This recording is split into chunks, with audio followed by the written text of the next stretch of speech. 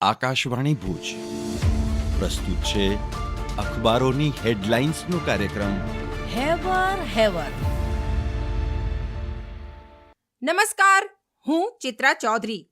કચ્છ મિત્રના અંદરના પાને વરસાદના સમાચાર. કચ્છના 8 તાલુકામાં ઝાપટાથી લઈ 3 ઇંચ વરસાદ. દુધઈ વિસ્તારમાં સૌથી વધુ 3, ભચાઉમાં 1.5, અંજારમાં 1 ઇંચ. હજુ એક દિવસ મધ્યમથી ભારે વરસાદની આગાહી.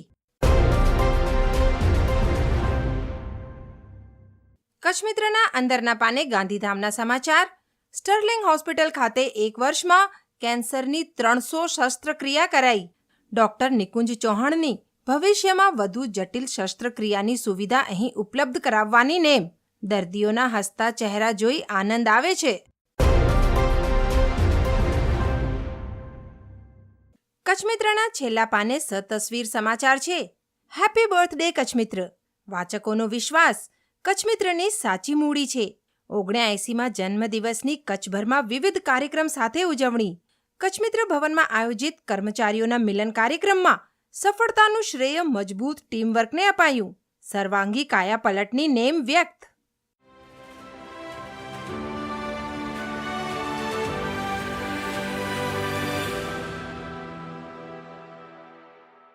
હું ઈશા ઉપાધ્યાય. દિવ્ય ભાસ્કરના અંદરના પાને ભાસ્કર વિશેષમાં અબડાસાના ગરડામાં વરસાદની અછત છતાં 80% મગફળીનું વાવેતર.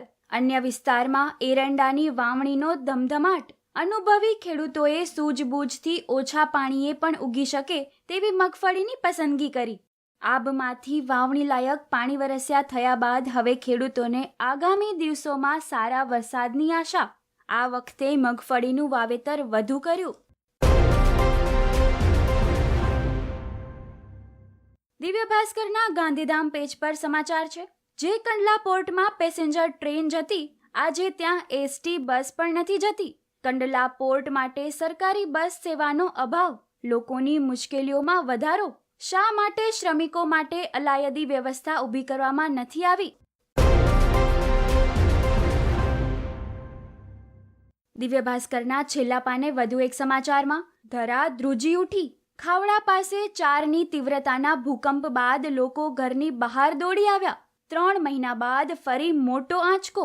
નાની બન્નીના દદ્ધર મોટી પાસે કેન્દ્રબિંદુ.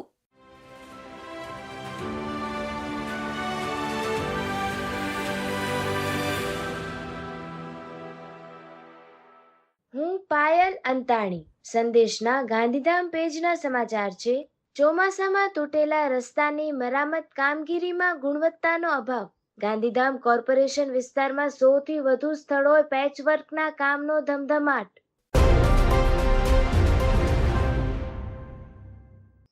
સંદેશના અન્ય એક સમાચાર છે. ભુજમાં ગુજરાત સ્ટેટ જુનિયર બાસ્કેટબોલ ચેમ્પિયનશિપની આજે ફાઇનલ યોજાશે. કચ્છમાં આઉટડોર સાથે ઇન્ડોર રમતો માટે પણ નેશનલ કક્ષાના ગ્રાઉન્ડ તૈયાર. સમગ્ર રાજ્યમાંથી 26 ટીમોમાં 260થી વધુ ખેલાડીઓ ઉત્સાહભેર ભાગ લીધો.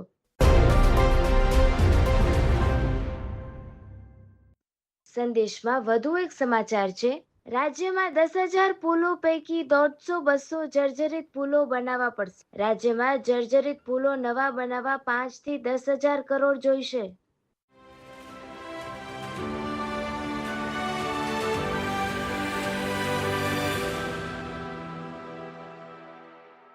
હું આશ્વી મજેઠિયા. ગુજરાત સમાચારના પ્રથમ પાને હેડલાઇન જોઈએ તો મોદીનું મૌન. વિપક્ષોની સંસદમાં અકળામણ. ઓપરેશન સિંદૂર, ટ્રમ્પના વિધાનો, મતદાર યાદી સહિતના મુદ્દે આજથી શરૂ થતા સંસદના ચોમાસુ સત્રમાં ઘમાસાણના એંધાણ. પહલગામમાં આતંકી હુમલો, ઓપરેશન સિંદૂર અને વેપાર કરાર સહિતના મુદ્દાઓ પર પીએમ મોદીના નિવેદનની વિપક્ષની માંગ. કેન્દ્ર સરકાર ઓપરેશન સિંદૂર સહિત દરેક મુદ્દા પર નિયમો અને પરંપરા હેઠળ ચર્ચા માટે તૈયાર. કિરણ રિજિજુ. ગુજરાત સમાચારના સ્પોર્ટ્સ રાઉન્ડઅપ પેજના સમાચાર જોઈએ તો ભારતની ચોથી સીટ ધરાવતી હમ્પીએ ચીનની સોંગ યુસીનને હરાવી. કોનેરુ હમ્પી મહિલા ચેસ વર્લ્ડ કપની ફાઇનલમાં પ્રવેશનારી સૌ ભારતીય. ગુજરાત સમાચારમાં અન્ય એક સમાચાર જોઈએ તો ભુજ, નખત્રાણા, અબડાસા અને અંજાર તાલુકાના આયુષ્માન આરોગ્ય મંદિર માટે ભરતી પ્રક્રિયા. કચ્છમાં પૂરતા યોગ શિક્ષકો નહીં મળે ત્યાં સુધી દર શુક્રવારે ઇન્ટરવ્યુ લેવાશે. કચ્છમાં આવેલા આયુષ્માન આરોગ્ય મંદિર ખાતે યોગ ઇન્સ્ટ્રક્ટરની ખાલી પડેલી 18 જગ્યા માટે ઇન્ટરવ્યુ આયોજિત.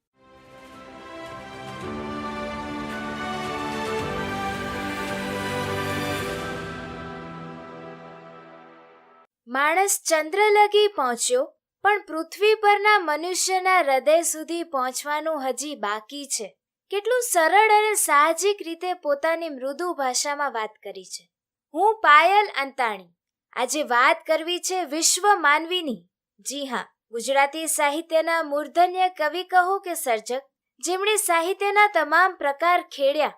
ગુજરાતી ભાષાના સુખ્યાત એવા કવિવર, લેખક, નિબંધકાર, વાર્તાકાર અને પત્રકાર એવા વ્યક્તિત્વ શ્રી ઉમાશંકર જોશીનો આજે 114મો જન્મદિવસ છે. ઉમાશંકર જોશી એટલે એવા કવિ કે જેમના ગીતો, કવિતાઓ, સોનેટ, દીર્ઘકાવ્યો આજે પણ એટલા જ અકબંધ છે અને આંખે તરિયાવે એવા તાજગી ભર્યા પણ છે. ગાંધીયુગીન સાહિત્યના પ્રધાન હોવા છતાં સાહિત્યના અનેક ક્ષેત્રોમાં તેમણે ખેડાણ કર્યું છે. અનિલ જોશીએ તો કવિ ઉમાશંકરને પ્રેમની વિદ્યાપીઠ તરીકે નવાજ્યા છે. તેમણે મુખ્યત્વે ગીતો, અછાંદસ, બાળકાવ્યો, સોનેટ, છંદોબદ્ધ કાવ્યો, કરુણ પ્રશસ્તિ, દીર્ઘકાવ્યો વગેરેમાં ખેડાણ કરી અનેક પુરસ્કાર તેમને વર્યા છે એવું કહેવામાં જરા પણ અતિશયોક્તિ નથી. કવિવર ઉમાશંકર જોશીની જન્મતિથિએ સાદર વંદન. અખબારોની હેડલાઇન્સનો કાર્યક્રમ હેવર હેવર